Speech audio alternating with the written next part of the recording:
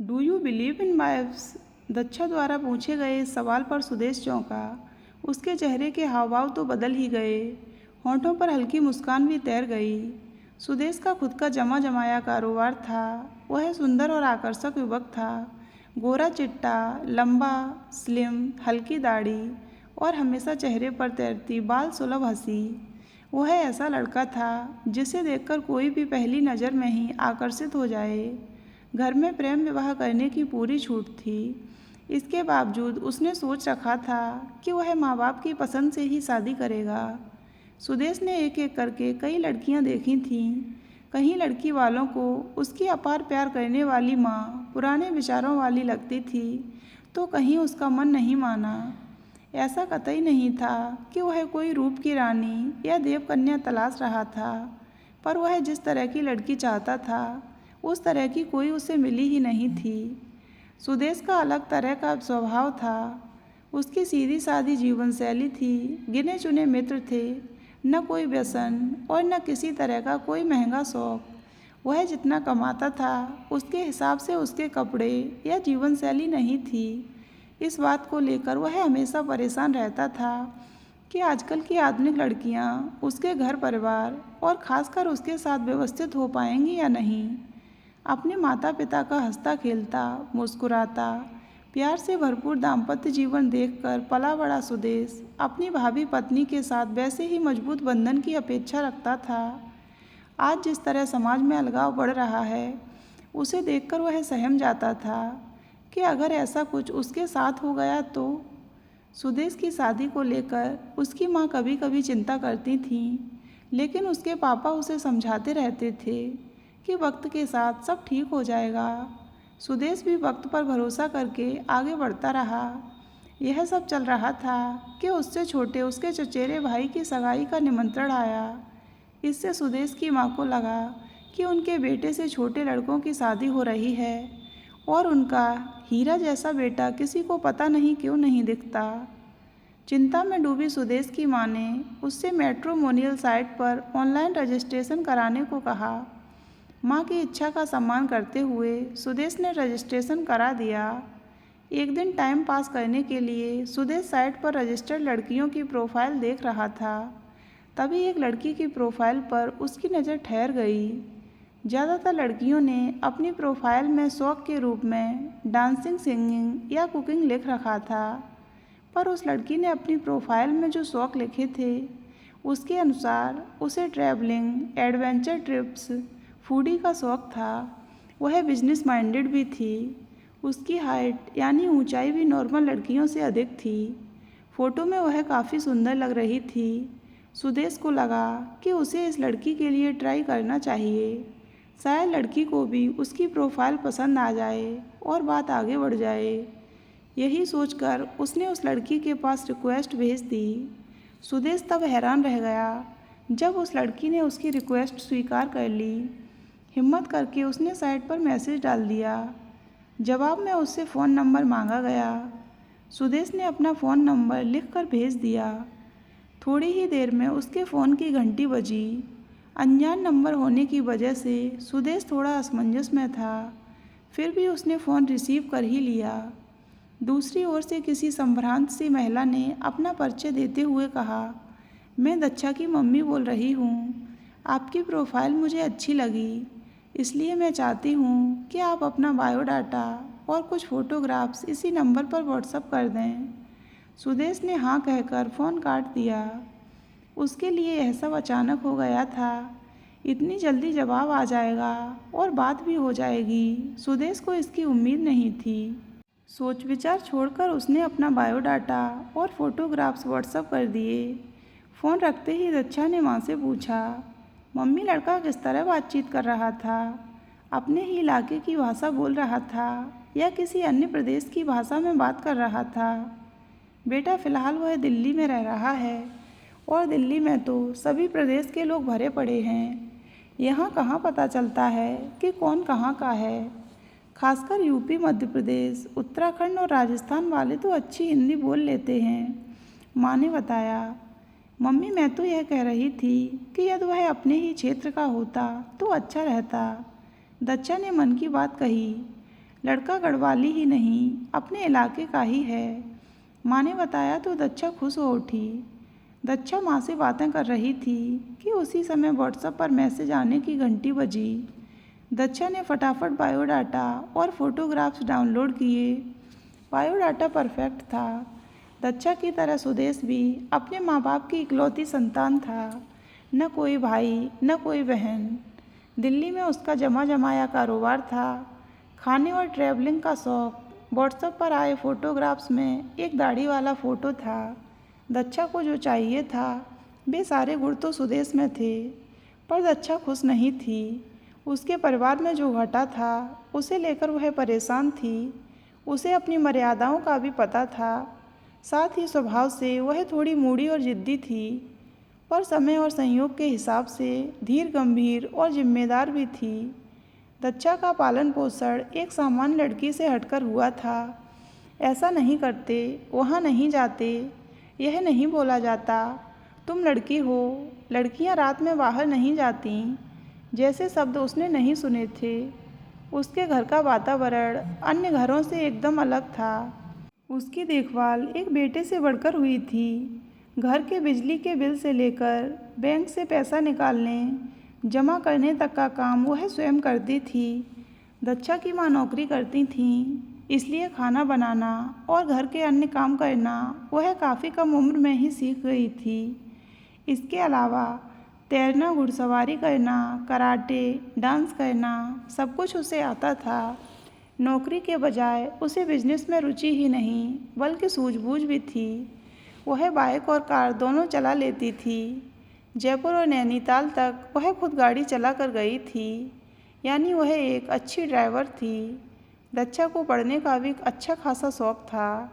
इसी वजह से वह कविता, कहानियाँ, लेख आदि भी लिखती थी।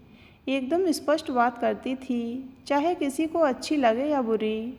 किसी प्रकार का दम्भ नहीं, लेकिन घर परिवार वालों को वह अभिमानी लगती थी। जबकि उसका स्वभाव नारियल की तरह था, ऊपर से एकदम सख्त, अंदर से मीठी मलाई जैसा।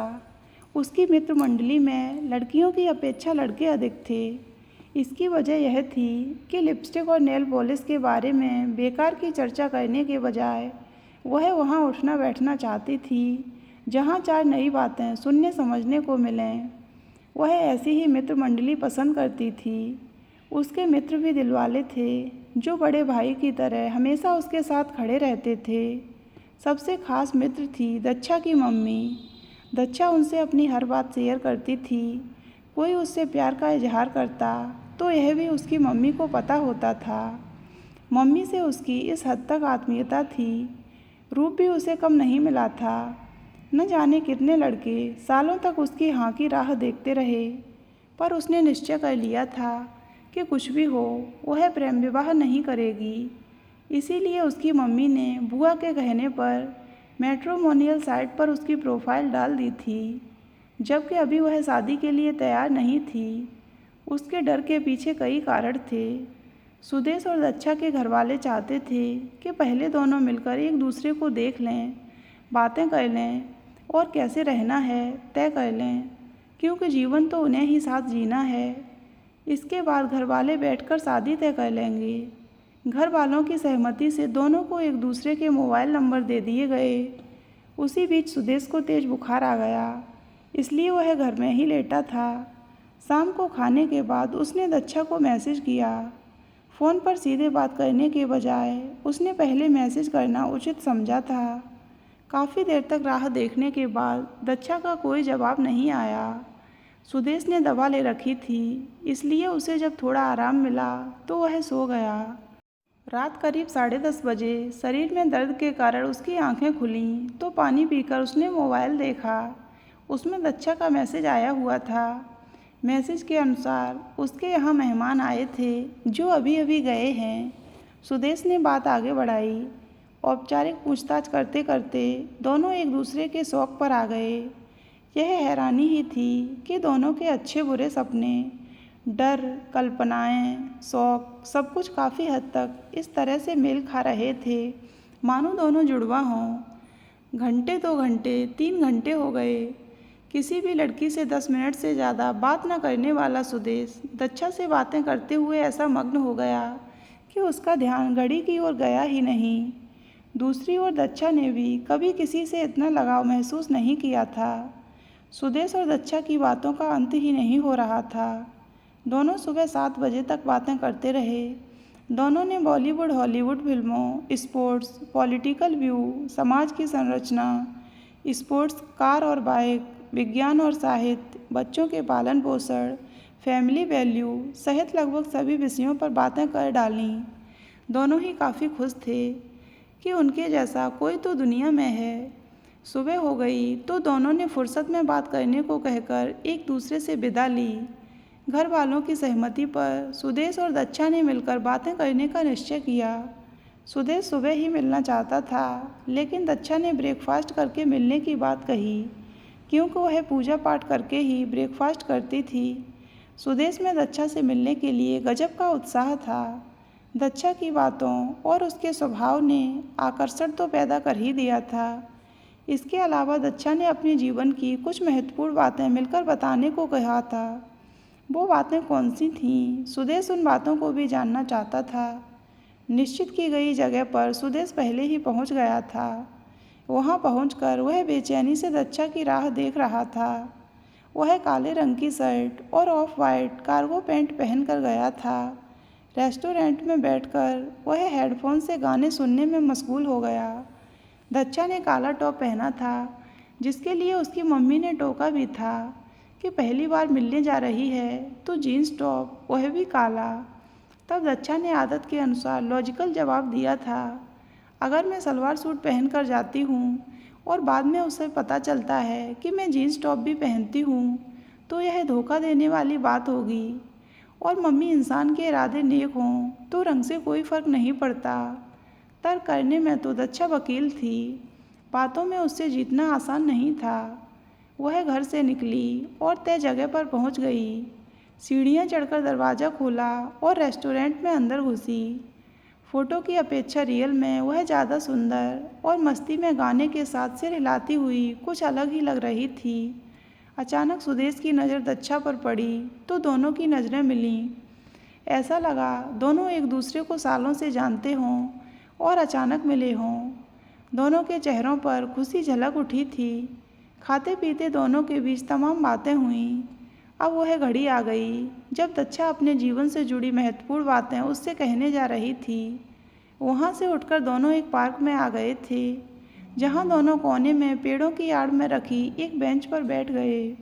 दक्षा ने बात शुरू की, मेरे पापा नहीं हैं सुदेश। ज़्यादातर लोगों से मैं यही कहती हूँ कि अब वह इस दुनिया में नहीं हैं, पर यह सच नहीं है, हकीकत कुछ और ही है।